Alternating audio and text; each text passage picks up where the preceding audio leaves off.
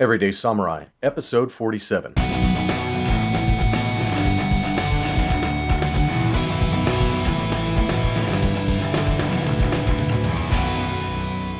Greetings, friends, and welcome to Everyday Samurai, in service to your liberty and the security of a free state.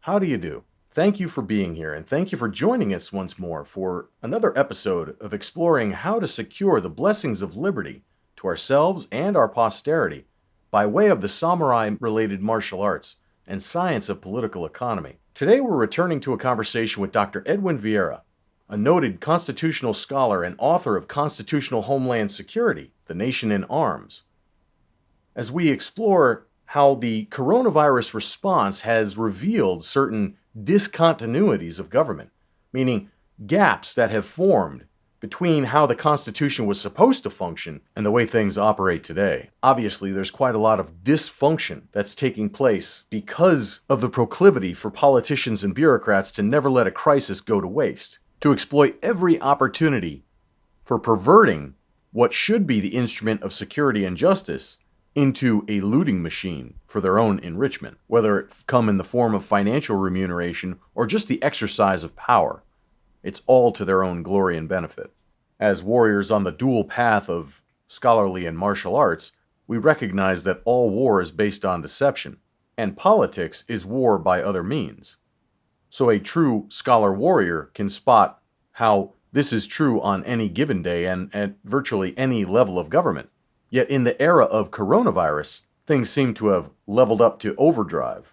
We talk a lot, at least in the United States, about the beauty of having the freedom of speech enshrined under the First Amendment. What most people neglect to realize is that the First Amendment is a proscription against Congress infringing upon that right to speak freely, to assemble, and to publish as you see fit. Commensurate with that is also the need for private property so that you can publish and own printing equipment or podcasting equipment in this day and age. And the question of where are you free to speak isn't really addressed in the Constitution. Can somebody just come into your house and start speaking their mind? No, of course not. And the same thing would be true in a church or a school or a library. Anything that goes against the rules established by that operating charter for whatever the location or facility might be. So there are limits to the ability to speak freely. You can speak your mind, but not on my time, as Billy Joel would say in his famous song. As we've talked about on this podcast several times in the past, liberty is the natural boundary by which people's behavior can be equally circumscribed. Meaning, if we're all equal, then my liberty stops at where yours begins. For example, I can play my music as loud as I want so long as it doesn't offend your ears, and vice versa. So you're free to express yourself, you're free to speak, yet in so doing you cannot violate anyone else's right to be left alone. Even this simple example demonstrates how, under a system of natural law and equal liberty, society would be naturally inclined towards conservatism. This is also illustrated wherever arms are present. In a dojo or on a firing range, there needs to be clear rules that everybody observes so as to maintain a safe interaction. An armed society, by necessity, is a polite society. And situational awareness, as well as courtesy, is a means of self-defense. So we honor that freedom of speech, but what we really should be focusing on is the inability of Congress or any legislative body in the United States to interfere with the right to own property, the right to speak your mind on your own property, the right to assemble with people, and that also includes the right to not assemble with other people if you choose not to. You should not be forced to integrate into any boxcar or concentration camp established through political coercion. And to make sure that that doesn't happen, that's why we have the Second Amendment. As the great Bill Boopert writes, you either drive a rifle or ride a boxcar.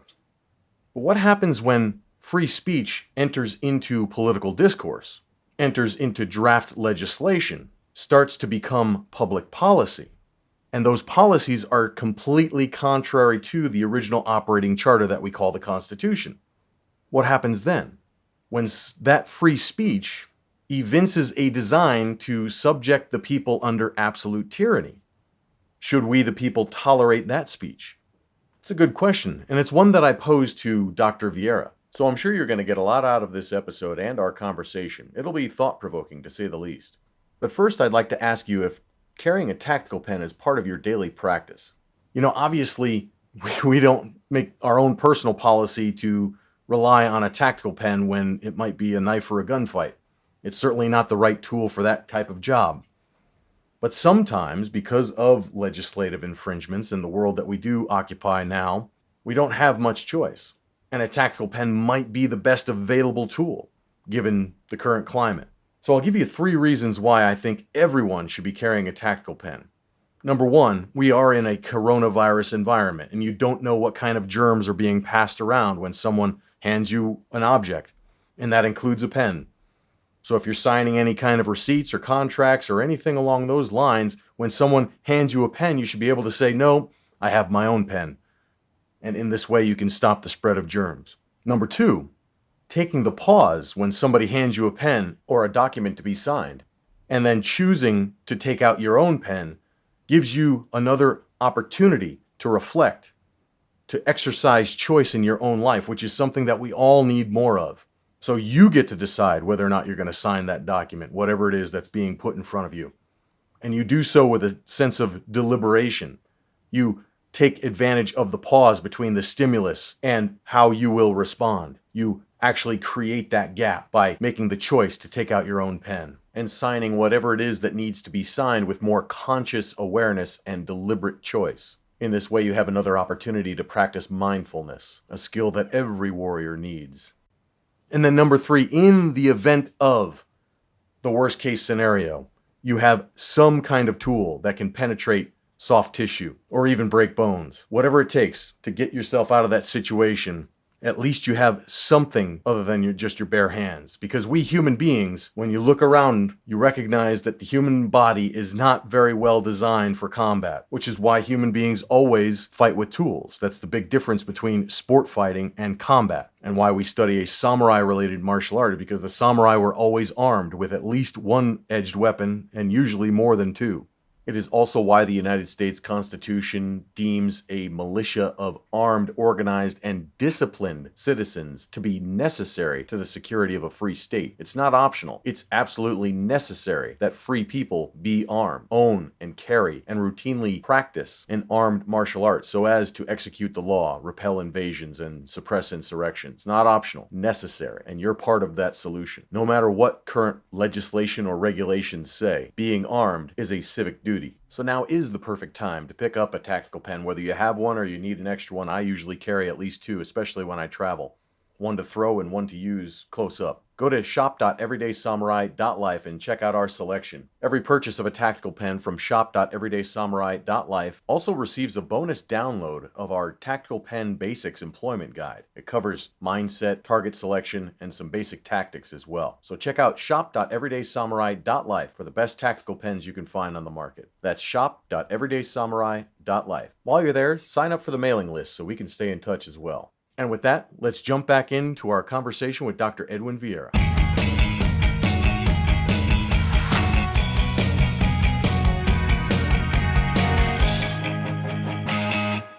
Is it time that we start calling those that are agitating for gun control an insurrection against constitutional order? Well, it's actually sedition. I guess insurrection, you have to go and do something active in the streets. It's sedition. They're trying to undermine the constitutional order in a very fundamental sense. That if you look at the Second Amendment, and the Second Amendment, of course, is tied into the militia clauses of the original Constitution. It's not something hanging out there on its own. And that concept of a free state is tied into a Republican form of government. And those two things are predicated in a necessary cause and effect relationship on the existence of a well-regulated militia. That's what we're told in the document. And here these gun control people are trying to disarm whom? The body of the people. They're not trying to disarm the professional police, which are a type of standing army, constitutionally very suspect. They're certainly not trying to disarm the regular standing army, again, a constitutionally suspect entity. They're trying to disarm the militia structures. The militia structures which are specifically connected to the preservation of the form of government. Well, what is that? They're trying to overthrow what's the consequence of it? They're trying to overthrow the form of government and put in what? Put in something other than a free state.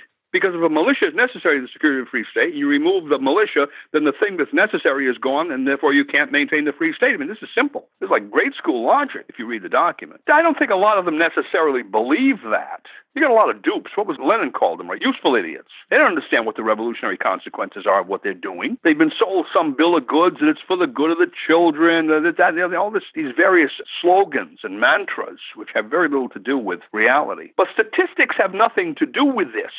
The Constitution does not say we'll have a regulated militia unless somebody comes up with statistics that don't look good. There's no asterisk there after the Second Amendment or after the militia clauses of the Constitution. This is all nonsense. And this is what the individual right people get themselves involved in. Well, how many killings have there been with AR-15s? Well, it turns out there are less than killings with those guns and with shotguns, certainly less than with blunt instruments like hammers and so forth and so on. But in the final analysis, that means nothing to the gun control people. If there's one person killed with an AR-15, well, that's too much. Well, the unfortunate situation is, if you have a free society, there will be some untoward events that occur simply because there is freedom. Now, if you don't want anyone to be killed, then you're going to have a perfect prison system. Well, and that's not for this world. I mean, we are not in Eden. Well, it's certainly not now. You go into prison, you can be killed at any time, right? They have drugs and every other damn thing in prison. They don't guarantee the lives of the people who go into prison. My clarifying question would be then, if the Second Amendment was recognized as necessary to the security of a free state and that the militia of the several states was the primary vehicle by which law is executed and people exercise self-governance, would those agitating for gun control be subject to a prosecutable offense? Well, abstract advocacy has always been recognized as protected speech.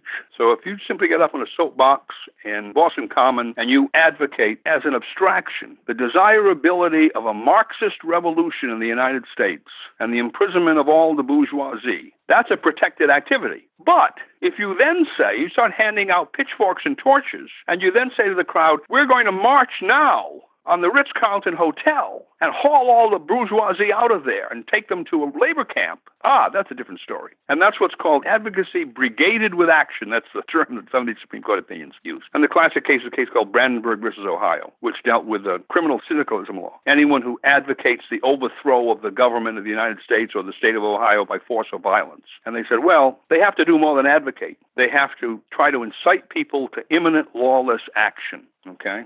To imminent lawless action. So the question is, if you go to the government legislature and you say, we want a gun control law passed, well, is that petitioning government for redress of grievances? Well, I guess it is, theoretically, and it's freedom of speech, and you're not advocating imminent lawless action. The lawless action would be if the legislature actually passed such a statute. So I guess you can do that. I mean, this is America, right? We believe in freedom of speech. We believe in open and honest, maybe not honest, but we believe in open debate. Let the chips fall where they may. Good ideas will defeat bad ones as long as the NEA isn't teaching our children. But that's the theory, okay?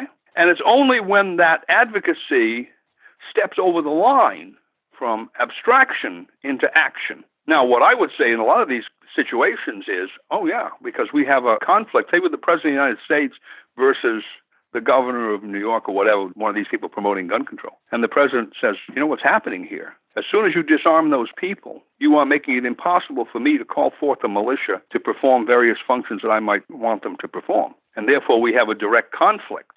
And therefore, at a minimum, I can tell you not to do it. And let's not say a maximum. I don't know what the maximum would be, but somewhere above my not telling you to do it, I can take some kind of action against you. For instance, I could simply tell the people not to obey the law that you pass. Tell the members of the militia. By the way, that would include probably all the police forces, all sorts of bureaucrats. Look at some of these militia statutes. Militia statute in Virginia. Everyone from 16 to 60 is a member of the militia of Virginia. And it's composed of three parts. The National Guard, which actually isn't a militia, but they put it in there. A thing called the Virginia Defense Force, which is about 2,000 people that are delegated the authority to deal with the National Guard armories and so forth, and the National Guard people are off doing something else. And then everybody else. Well, that's the vast majority of the people. Well, who are they? There's a very small list of exemptions, in that statute. It's everyone who isn't exempted. And some of the people would be in the National Guard, and the National Guard could come under the president's control. So who would there be left in Virginia, for instance, to obey Governor Northam? The Attorney General, the Lieutenant Governor. You can think of a few people that are exempted from the militia. He isn't exempted from the militia. He's the Commander-in-Chief at the state level. But there'd be very few people. So yeah, he could pass all the laws he wanted. The President says, militia of the Commonwealth of Virginia, I'm absolving you from those. Don't deal with those. That's the end of that. The laws are ineffective. Now, what would Northam do? See, he'd have to go into court. This process gets into some kind of determination. And by the way, that's where you really run into a set of circumstances, because there are court decisions that say when the President of the United States exercises his authority on one of these militia laws, the courts have no jurisdiction. It's a political question. His discretion controls. Moffett versus Mott goes all the way back into the beginning of the country, when the founding fathers are actually the ones sitting on the legislative seats and sitting in the courts as judges. So I think it would be a fascinating situation if we had a real president. He's got other problems, so he can't deal with this right now. My point is, I wouldn't necessarily rely on him or anyone in that position. This has to be done from the local level, because if someone in that position simply comes forward and says, well, I'm going to protect you people against gun control by giving some kind of executive order as Commander-in-Chief of the militia, 99% of the people, even in Virginia, wouldn't understand what's going on. They'd simply be happy that for a while at least, the gun control edicts coming out of Richmond were held in abeyance until you had some court decision, if that ever happened. The point is, that would not educate the average person. Got a lot of catching up to do. This process has to begin at the local level with a great deal of education. The activists have to develop some rapport with the local governmental bodies, which they've already done, interestingly enough. And then they have to convince the local governmental bodies that certain steps have to be taken to begin to figure out what needs to be done in terms of revitalizing the militia. Then they have to do that, and then they have to organize themselves in such a way that they can go to the legislature and make certain demands on it. And once again, the Second Amendment sanctuary movement showed that can be done. They had all these sanctuary resolutions passed. They didn't go to the legislature directly, and it was indirect. They simply did these things, and they simply thumbed their noses at the legislature. They're not going to follow these edicts coming out of Richmond. And what happened? The legislature backed off. Now, I think they'll need an election to change composition of the Virginia legislature, and probably the governor too, to have a little more sympathy for the correct approach here. But I think if that were done, and I have a feeling that's going to be done, because a lot of people in Virginia are fed up with these guys in Richmond.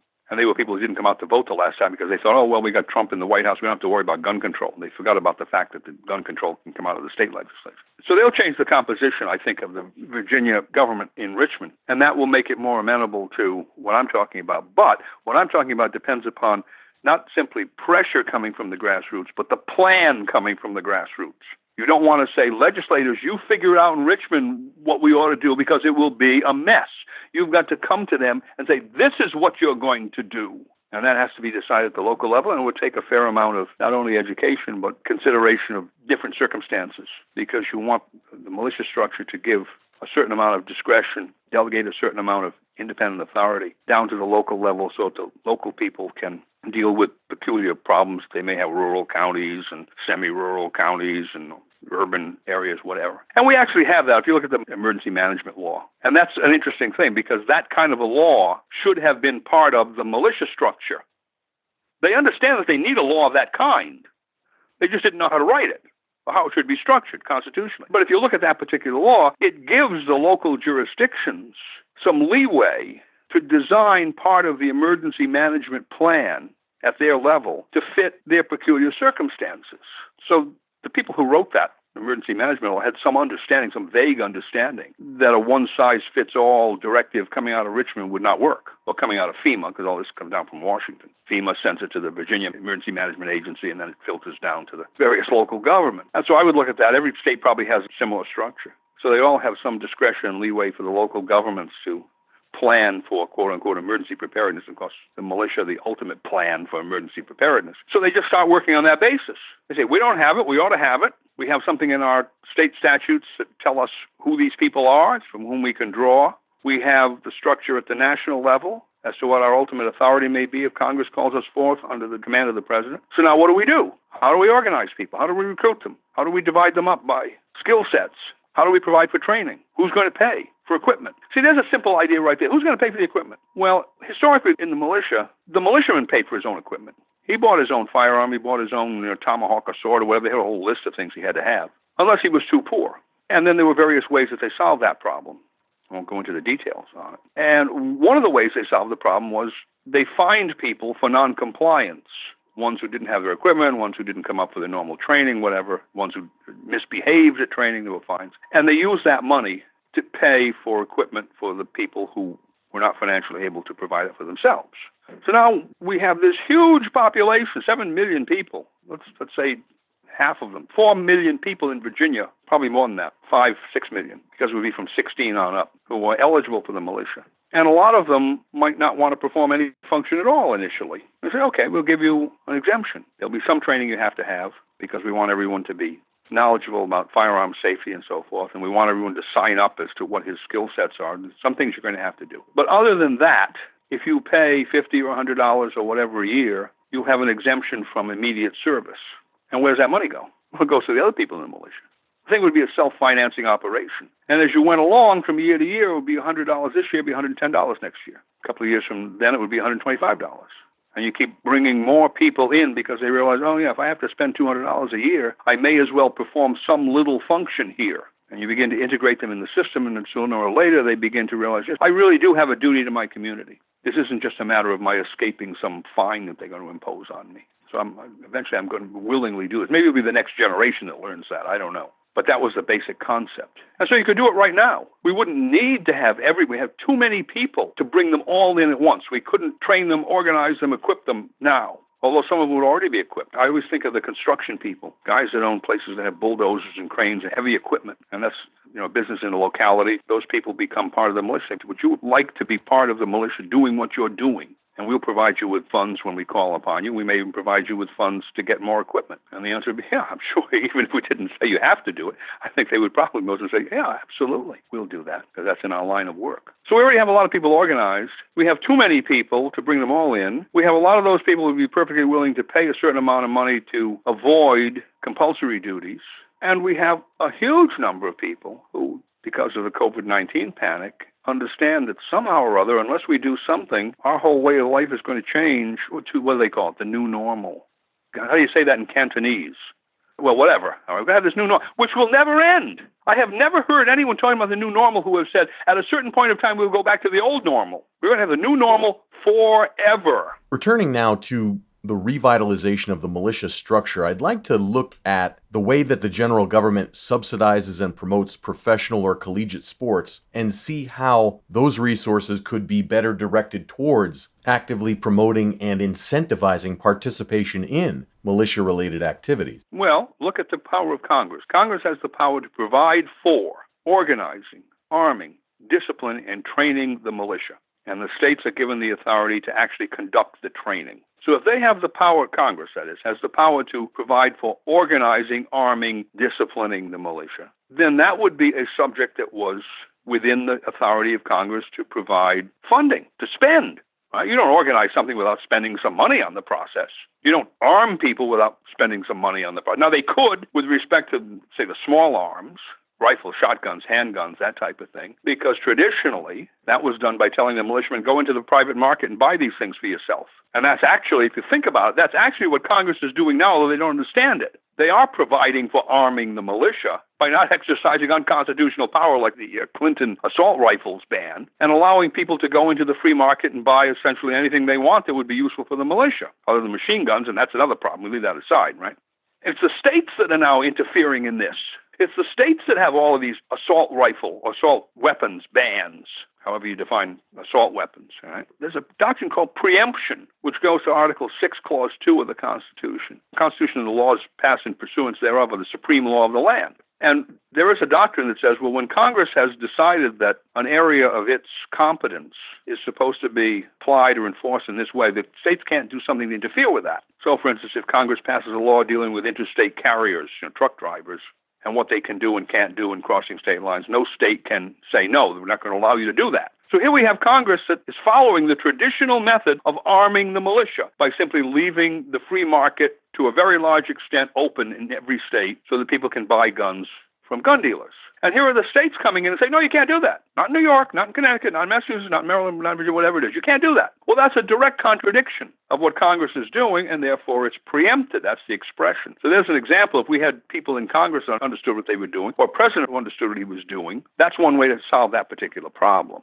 Congress could simply say, oh, we've got people in the United States who can't afford to buy an AR-15. And so we're going to set up a militia bureau. We're going to organize the militia, right? We're going to set up a militia bureau, and people in the states can apply to the militia bureau and show us that they are, what their level of income is, because we know that already, don't we, from the income tax returns. But they're going to show us what their level of income is. And if they meet certain criteria, we will either give them a gun or we'll subsidize them. Now, why wouldn't that be perfectly constitutional? They have the power to organize an arm. Well, how do you arm people? They could buy all the guns for everybody. Isn't that what the Army gets the guns? Something akin to what the Swiss system does. I'm not sure whether in the Swiss system the average militiaman buys his own gun. It becomes his gun. I'm not sure whether they supply it to him and then he has to pay for it over time or whatever. But that's the basic idea. He ends up with a gun. Yeah, they get it issued. I have friends in Switzerland, relatives even, and yeah, they get it issued and they take it home after their initial training. Right. And that's the important part, that gun is the personal property of the militiaman. Unlike the Army. You're in the Army, who owns the gun? It's the Army, the Marines, whatever. The Navy owns the gun. You don't own the gun. You don't take the gun home with you as your personal property. And the militia concept was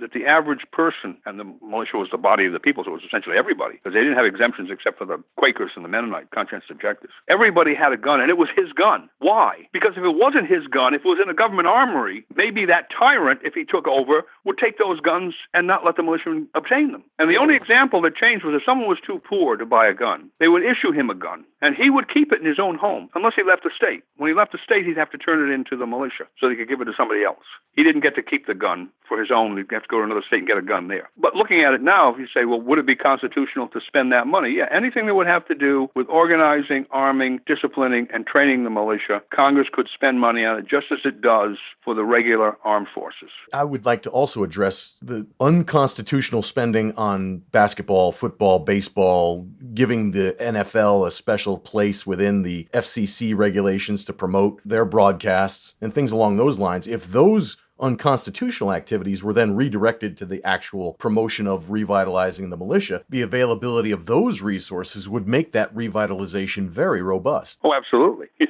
look at these people who do studies of the unconstitutional levels of spending. If we cut out 50% of the unconstitutional spending, think of what could be done in the constitutional area. Oh, absolutely. But you'll never get to that until you have this militia institutional structure set up so the check and balance will be there. And you have people, the federal system would actually work. People from the low level on the pyramidal chart, the base of the pyramid, of course, is the strength of the pyramid, not the apex. But the people at the bottom of that pyramid of power, where the strength is, are going to be looking at these upper levels and saying, wait a minute, one of the laws that we can execute is the Constitution itself. Execute the laws of the Union. Is the Constitution one of the laws of the Union? Yes, we can execute the Constitution itself. And we say, we've looked at it, and we say that this funding for whoever it is, NFL, the NBA, whatever, or special privileges for them in one way or another, these things are all unconstitutional. And we want this changed. Now, what do you think the effect on Congress would be if that kind of directive were coming from 34 or 35 or 36 states where they had drawn the people who were part of this supervisory commission? What do you think the effect would be? You wouldn't have to wait for the next election. Consider also the cultural impact of people being incentivized to participate in militia-related activities, whether it be government subsidy, college scholarship, or corporate sponsorship, similar to what is seen today in collegiate and professional sports. We'd have that same esteem. People would be held in high regard. Families would celebrate. They'd be hometown heroes if their son or daughter won a full-ride scholarship for militia-related activities. And then imagine what self-governance and civics would look like in such a culture. Oh, well, think of the ROTC, Reserve Officer Training Corps. The people join, and they take various classes. Now, of course, they're more limited classes because they focus on specific activities of the Army or the Navy. But even at Harvard, they had an ROTC, and I had the time, as it were. I took a course in naval navigation, given by a naval officer, just because I was interested in it. So there it was. You look at the various subjects that a militia would cover in terms of the security of free state. Public health, economics, I mean, go down, there's a list of things. All right, so you're going to college, and you sign some document that says, well, I'm going to perform this function in the militia for X number of years, provided you subsidize this course for me, and you get to take the course. Now, the ROTC didn't do that. You had to sign up yourself, right, and pay the Harvard tuition. But everyone from 16 on up could get educational benefits the same way they do now with people in the regular armed forces as an incentive for them to sign up, right? I would go back, let's say, bring in people maybe 14 years old. Why? In 2 years, Billy, you're going to be in the militia. And we want you to understand, let's go back 13 years of age, 3 years. 3 years you're going to be in the militia. And we want you to understand at the 13-year-old level why we have this structure. Oh, we have to talk about the Declaration of Independence. Oh, we have to talk about the Constitution. Oh, we have to talk about the founding thought. Oh, we have to talk about all of this stuff. Remember, Benjamin Franklin, when the woman confronted him outside of the Constitutional Convention, and she said, Dr. Franklin, what kind of a government have you given us? And he said, a republic if you can keep it. And that's the point. At 13 years of age, they should be realizing this is your country and it depends upon you. And here's how you're going to do it. And then 14 years of age, 15 years of age, you're being prepared for what's going to happen to you when you become 16, 17, 18 years of age. Now, would this change the entire social and cultural complexion of this country? That's not a rhetorical question because the answer is yes.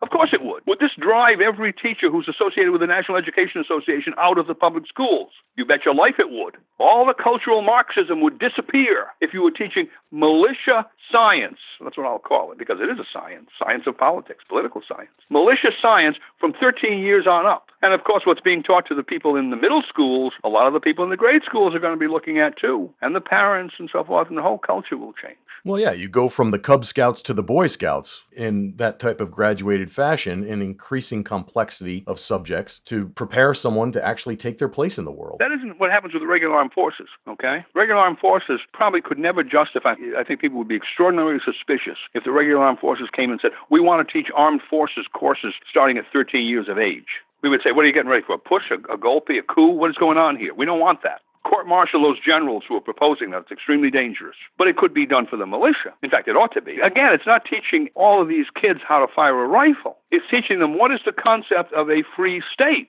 What are the elements of security that we need? And it's not just this vague concept of national security with the CIA and so forth. No, wait a minute, no. That's probably dangers there. The security starts at the local level where the people actually are. And so there's a civics component to understand the structure. That's right. So there's history, there's political science, there's civics, and then we get into the technology of how we do this.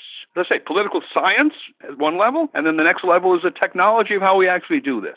And so there's all sorts of training that's going to come in. And, you guys at 14, 15 years of age, we're going to teach you, among other things, we're going to teach you safe use and understanding of firearms. There's a lot of firearms in this society. And first aid. Absolutely. One of the things, I teach this stuff, firearms safety, among other things. I said, you got a gun, and one of the things you're going to need to carry along with you, besides your cell phone and the various other things, carry a tourniquet. Because it's not unlikely that somebody's going to get shot in the leg, going to shot in an arm, if there's a shooting incident or if there's an accident. You better know how to use it, you better have it. So it's that type of thing. And all this training would go on. And what they do now at the adult level, the FEMA operation at the local level, state and local level, the CERT teams, the Citizens Emergency Response Teams, that kind of thing would be started as part of the militia structure. And people would begin thinking about that in middle school, that there are these responsibilities you're going to have. This is why you're going to do this. This is what you're going to do, and it's going to happen maybe next year or the year after, certainly by the time you're 16 years of age. And when you're 16 years of age, you're now a part of this thing. You're a real adult, part of this structure which is defending, I would assume every imaginable way, the security of the free state, because that's what we want to maintain, a republic, if you can keep it, as Franklin said. And drill that into them at that age. This is your responsibility. Right? Your fathers and your mothers have provided this for you, and you have to be ready to provide this for your children. And your community. And then we don't have the divisiveness that we have. I mean, there's all this political divisiveness, I think, would be ameliorated. It wouldn't always be removed. Sure, personality conflicts will emerge. But it would be ameliorated if everyone realized, wait a minute, we're all in this together in the same institutional structure. And it's got nothing to do with racism, sexism, and all this other, these isms. That's Marxist claptrap. Because the militia, the whole concept, you go back historically to this term, the body of the people. What did that mean? Well, it wasn't just the aristocrats. It wasn't just the very wealthy. It wasn't even, John Hancock, what was he? He was one of the revolutionaries, right? Richest man in New England, the second richest man in New England, all the way down to the yeomen, the mechanics, as they call the workers, the farmers, all of those people. Bringing all classes of society together. Well, they all served in the militia. They all served in the militia.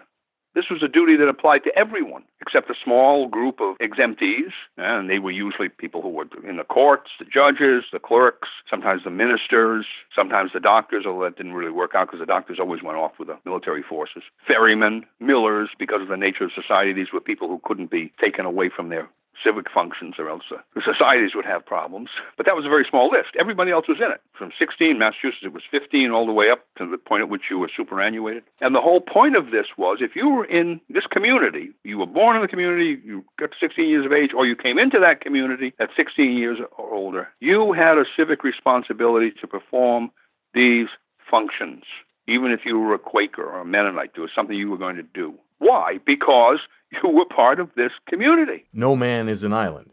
Human beings thrive because of social cooperation. Yeah, that's right. Nobody does everything in his society on his own. We all depend upon each other to some degree.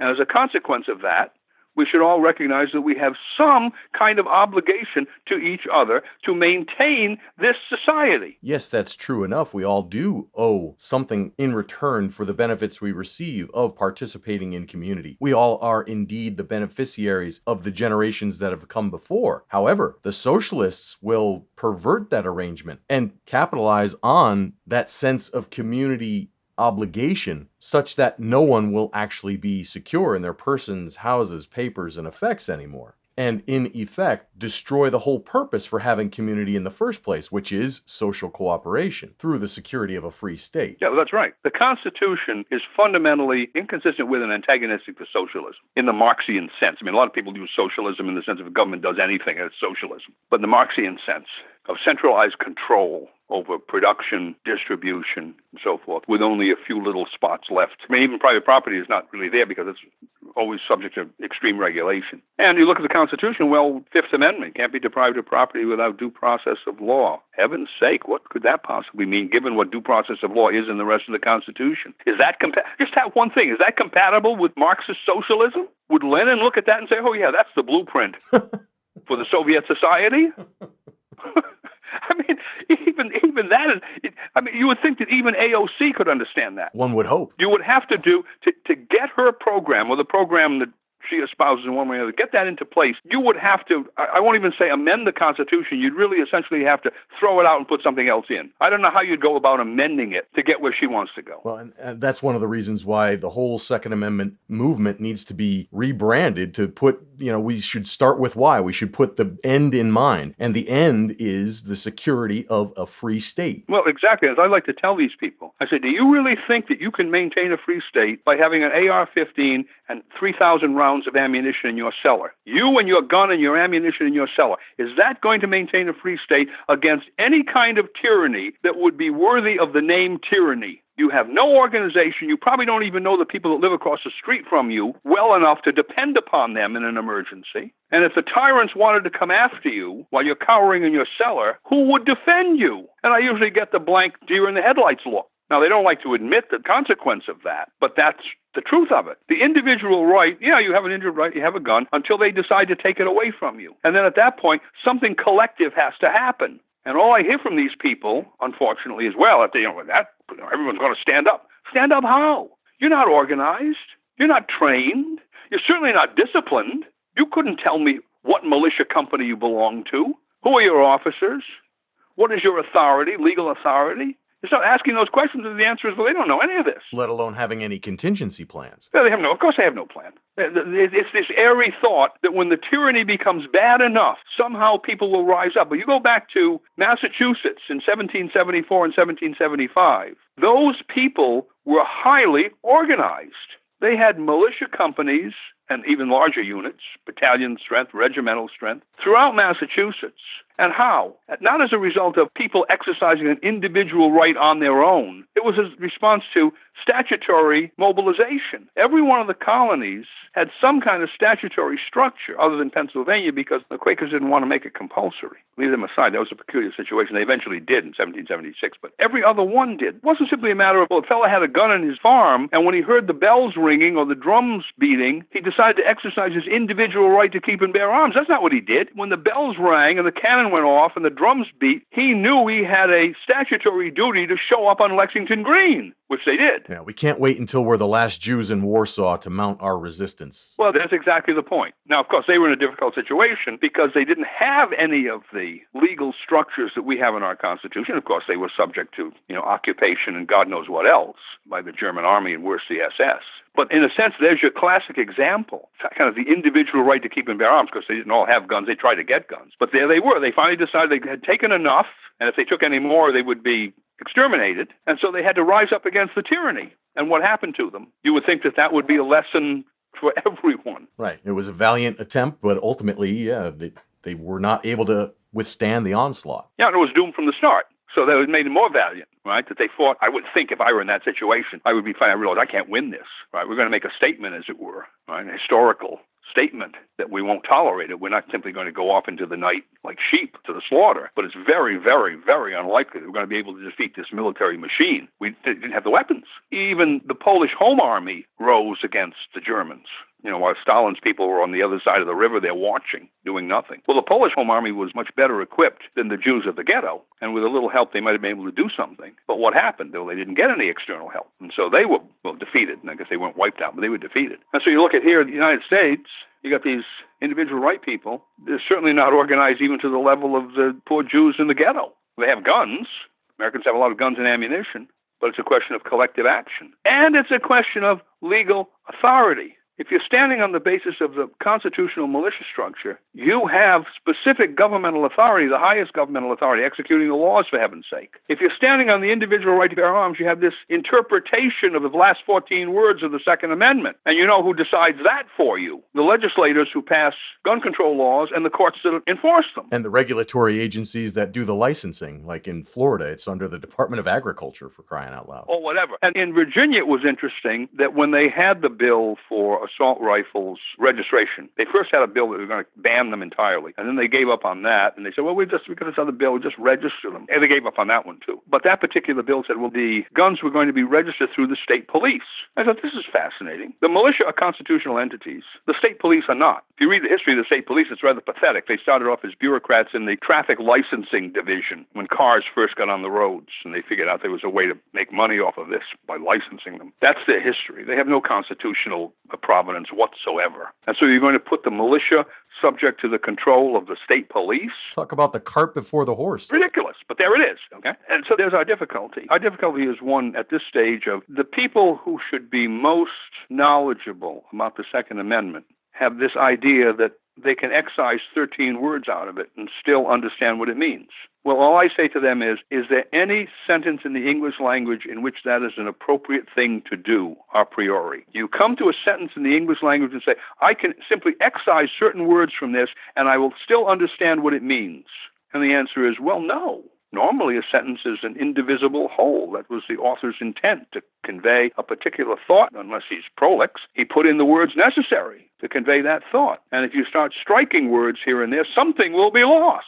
And yet that's the way they interpret the Second Amendment. Dr. Vieira, you've written extensively on revitalization of the militia structure, whether it be through your books, The Sword and Sovereignty, Constitutional Homeland Security, or The Bastardy of Martial Law, in addition to your outstanding DVD presentation, The Purse and the Sword. And of course, I'll put plenty of links into the show notes, so please check out everydaysamurai.life/47 to see where you can pick up these outstanding references for securing a free state by way of the full use of the Second Amendment. However, what would you most want people to walk away from looking at your body of work at a time like this? Well, what I hope people are going to start to realize is that the Second Amendment sanctuary movement has to develop in their own states, and they have to use it as the basis of something more than a defensive position. It's not enough to say, we're going to hunker down in our local communities and refuse on some basis to accept these tyrannical gun control laws being rammed down our throats, whether it's our sheriff who would refuse to enforce them or our local government that will take some kind of action. We have to take an offensive position. We have to take the active side of this, not the reactive side. And we have to use the fact that we've been able to mobilize these local governmental bodies and the people around them, because they didn't do this on their own. It was mass meetings everywhere in Virginia that caused this to happen. We have to take advantage of that now to develop the plan for revitalizing the militia where we are, although we can't call it militia, we'll leave that aside, we'll call it something else. And then take that knowledge that we've developed, the templates that we work out, and get those up to the state level to demand that the state statutes be revamped in order to give us a proper structure. Now, that may take a few years. Okay, but what can I say? What can anyone say? We're where we are, and there's only one way to go, and that's forward. Because if you turn around and look at what's behind you, you realize, well, wait a minute, that's all the land of darkness there. We can't return to that. So that's what I'm hoping people will do. They take a look at the Virginia example, if you will, the Virginia experience, and say, yes, we can do this. We can not only say no, but we can say yes to a particular program. And if we have enough people behind that, it will have to succeed, because at some stage we'll be able to change the composition of the legislature. But it's got to be done soon, because you can see from this COVID-19 panic that the forces of darkness, these tyrannous political groups, are going to use this particular episode and anything like it to limit as much as possible the freedoms of the people in this country. This is just the beginning for them. Yeah, the COVID-19 crisis has given fulfillment to all of their technocratic designs. Yeah, I think even they are amazed by how well it worked, right? Because if someone had predicted this to me a year ago, they're going to be able to do this. Come on, wait a minute. People have more sense in this. They're simply going to say, we never did this for flu. Remember the Hong Kong flu? I remember that. 1968? That was a terrible thing at that time. We didn't have lockdowns. There was a flu in 57, 58, I guess. There was another one then. Then, of course, we've had others. We had the SARS. We had the swine flu and avian flu. We had Ebola, Zika. None of those. And so you would have said way back last year, say June of last year, if someone had predicted this, oh, there's going to be a new coronavirus coming out of China. And no, that's not going to happen. They couldn't pull that off because everyone would look back at just the influenza situations in the past and realize they never tried that then. How are they going to do that now? And nonetheless, they were successful beyond even their wildest dreams. I was reviewing last night your book, By Tyranny Out of Necessity, The Bastardy of Martial Law. In 2014 and 2015, when you were writing and then revising the book, you described in chapters 3 and 4 the ultimate reason and rationale for why martial law would come into effect. Back then, it was mostly oriented on the financial and economic system, yet it was prescient because here we have a medical cover for the implementation of strict financial and economic controls. Yeah, and wait till the economy blows out because of the things they're doing now. The trillions that they're pumping into the federal deficit. And the interruptions of the supply chain. And the interruption of all of that. But I just look at from the banking point of view, what are the hyperinflationary effects here? Have they calculated for that? Or when those begin to appear, are they going to put in more economic controls? Oh, it's fascinating because these things all play into each other. When I wrote that book, I figured, well, the one constant here is the failure of the monetary system. They have this monetary system that cannot work in the long run. And what we will see is further and further swings of it, more of the pendulum swings that keep going further out until finally the pendulum breaks off. And then their response, or maybe just before it breaks off, their response to that will be to put on these kinds of draconian controls. Okay, so that's a given, but now we have this that adds to it. And they seem to be doing their best to combine the two. Panic over public health and the destruction of the economy. As reluctant as I am to strike a conspiratorial tone, it is a maxim of politics that you never let a crisis go to waste, and now we have this medical excuse for government to put in all sorts of economic interventions. Whether by design or accident, it's just entirely too convenient. But even if they're just idiots, we're going to suffer the consequences. Right? From my perspective, I don't care whether it's just a mistake or it's some dark conspiracy. Whichever it is, we have to correct it. The dark conspiracy simply means that you're going to work a little bit harder because you have people in higher positions in government who are not going to cooperate with you. No matter how much sense you make, they have another agenda. Okay. But we're facing the same bloody problem. If we revitalize the militia properly, it doesn't make any difference whether they're idiots or conspirators. We're going to get control of the situation. And that's why we need to stay solutions focused and really work towards revitalizing the militia system in its entirety. Oh, yeah, that's it. Because no matter how it works out in terms of what we're facing, these are the institutional structures that will deal with that problem. I think Franklin, keep coming back to Franklin, right? A republic, if you can keep it. Well, how are you supposed to do that, Ben? Oh, well, we gave you the tools. It's right there in this document. Too bad the woman didn't ask him that question. I'm sure that's what he would have said. Well, look at it. It's right here. If you can keep it, remember that was the word. If you can keep it, not if the politicians can keep it, not if the rich people in New York and Philadelphia can keep it. If you can keep it. And who was she? She was a person, in that society, remember, women were in a subsidiary legal position. They couldn't vote. In many instances, they were subject to their husbands or their fathers legally, and they weren't members of the militia except financially. Sometimes they had financial duties to the militia if there wasn't a man in the family. But he's looking right at her. I can just see him looking right at her. If you can keep it. And he wasn't just talking to her as the you. He was talking to all of those people that were living at that time and all those people who have been living since. And now what's the expression? The buck has stopped on our desk, to quote Harry Truman. And there's no one we can pass it on to. That was Truman's point. Once it gets to the Oval Office desk, that's the end. He can't pass it on to anybody else. He's stuck with it. And that's our situation, as Ben Franklin would say. If you can keep it, when the buck arrives at your desk, you're stuck with it. And if we don't do it for ourselves, somebody else is going to do it to us. They're telling us they're going to do it to us, for heaven's sake. They're coming on MSNBC, CNN, and all the other big media and telling us exactly what they're going to do to us. And those founders that wrote the Declaration of Independence and gave us the Constitution also spelled it out, saying that they were doing it for themselves and their posterity. That's us. Well, that's also the preamble to the Constitution. This is a document which applies to us, applies to them, applies to us, and it applies to all those future generations. Just look at the next generation, our next generation. I have two of them. I have some children, I have some grandchildren. and I see them on a pretty regular basis, so there they are right in front of me. This is my posterity, and that's what this document is supposed to protect. If what? If I do my part. And a lot of other people do their parts as well, because I can't do it alone. You and I can't do it alone. We're trying to convince other people to get on this train. What's the ultimate message you'd like to leave people with on this topic? Every cloud has a silver lining. As bad as this COVID-19 panic is, the silver lining is that it has shown us what we need to do. We have to take matters into our own hands. Because if we don't, those other people have a plan for us, and I can't believe that anyone that looks at that plan can honestly say he or she is going to be willing to live it. They may end up getting caught up in it, and they'll be very unhappy when that occurs. But I can't believe that the average American, left, right, or center, black, white, male, female, is going to say honestly, to looking in the mirror, say, yeah, I'm perfectly happy with that. I'll be perfectly happy living in that society. That's it. This thing has put that mirror up in front of us.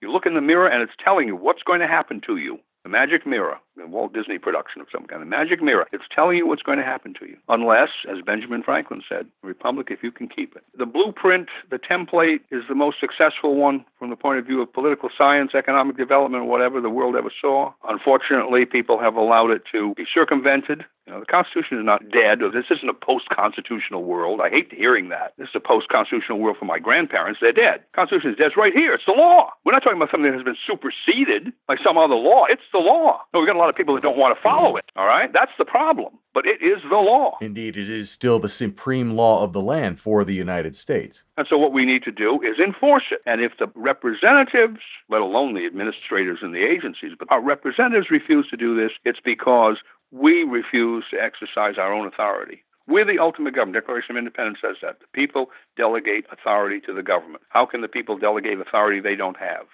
And if they have the authority to delegate, it's governmental authority, because that's what they're delegating. They are the ultimate governors. They are the sovereigns. That's what a Republican form of government is. And the militia is necessary to the security of a free state or a Republican form of government. End of discussion. And either you do it or it'll be done to you. You either govern yourselves or someone else will govern you. And when that happens, you won't like it. Well, we're seeing it. We're watching it manifest in our very own eyes. That's right. You have to be blind, deaf, and living in a closet somewhere not to see this.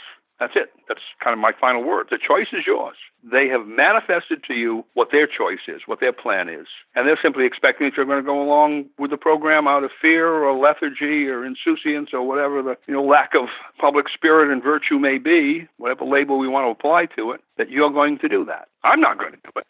And I think there are a lot of other people that aren't going to do it, but we've got to get ourselves together and organize. Well, Dr. Vieira, thankfully we have your works to use as a reference in helping guide us back towards a reassertion of self-government, namely The Sword and Sovereignty and Constitutional Homeland Security, books that I highly recommend that our listeners take up and read, because they show that the legal tools are already available and the authorities are already available if only we, the people, would reassert ourselves and reclaim our power. I want to thank you for being so generous with your time and offering your insights, and look forward to talking with you again soon. Well, thank you. Anytime. Friends, we hope you've enjoyed this episode of Everyday Samurai and look forward to seeing you next time. Be sure to subscribe to our feed so that you'll always stay up to date with our latest offerings. If you like what you've heard here, be sure to like and share so that we can build a community of enlightened warriors that are dedicated to reasserting self-governance, securing liberty by way of the martial arts and science of political economy. This is the samurai warrior path of Bunbu Ryodo, the scholarly and martial arts together, in service to a greater cause. Check out everydaysamurai.life/47 for the show notes for today's episode, including links to where you can pick up Dr. Vieira's works. A big part of reasserting your sovereignty is always being armed, and at the very minimum, a tactical pen might be your only option. So check out shop.everydaysamurai.life to pick up some of the finest tactical pens available. Every purchase of a tactical pen from shop.everydaysamurai.life receives a free digital download of our basic tactical pen employment guide. So check it out, shop.everydaysamurai.life. Sign up for the email list while you're there so that we can stay in touch. And until next time, stay sharp, stay aware, and be well.